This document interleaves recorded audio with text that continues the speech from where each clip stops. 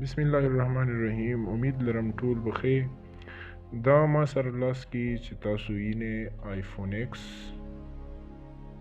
ټیک ده، د دې زه تاسو ته نن یو نوی فیچر ښیم چې دې کې چې کومه ده د آیفون یعنې د ایپل لوګو ده، د دې څه مطلب دی. نو دې چې کوم دی صرف لوګو نه ده، دې یو بټن ده. لکه مثال په تور ګورئ، زه په دې باندې ډبل ټیپ کوم او دې به سکرین شاټ علي.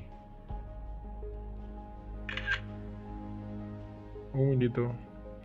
اوس به تاسو وایئ چې دې کې دا څنګه کیږي. نو دا څه ګرانه خبره نه ده، تاسو هم خپل آیفون کې کولی شئ. سیټینګز به کولاو کوئ. ټیک ده، سیټینګز کې بیا اکسیسیبیلیټي آپشن.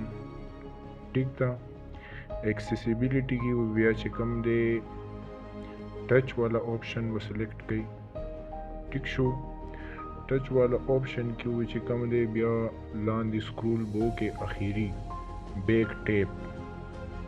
ټیک ده، بیک ټیپ باندې به کلیک وکړئ. بیا دا وګورئ، دې کې اوس دوه آپشنې دي. یو دی ډبل ټیپ، مطلب چې تاسو یې دوه ځله کلیک کړئ نو بیا څه کوي، او یو ټریپل ټیپ دی، مطلب چې تاسو یې درې پیرې کلیک کړئ ټیپ کې نو بیا به څه کوي.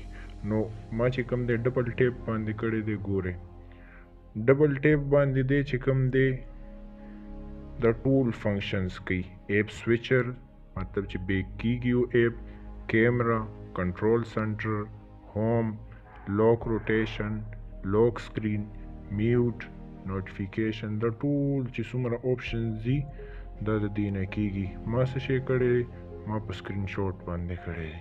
ټیک ده، زه دا کیمرې ته هم چینج کولی شم. دا کیمرا لیټ سپوز سلیکټ شو. نو اوس ګورو چې دی به څه کوي. دا تاسو کتی شئ چې اوس کیمرا اوپن شوه. ټیک ده، اوس دا چې کوم دی زه سکرین شاټ ته چینج کوم. سکرین شاټ کو تاسو ولیدو، لاک سکرین ته به چینج کو. نو ګورئ اوس لاک شو. ټیک ده،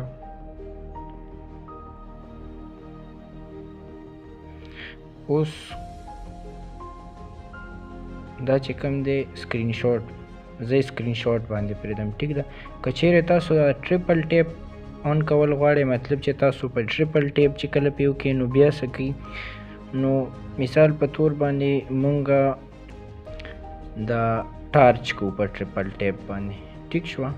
نو ګورئ اوس 1 2 3 تاسو کتی شئ چې دې چې کوم دی دا هغه آن کو ټارچ، او بیا چې په ټریپل ټیپ وشي نو بیا به آف شي. ټیک ده. نو که چیرې تاسو دا ویډیو ښه شوه او زمونږ په چینل باندې نوي یې نو چینل در سره سبسکرایب کړئ.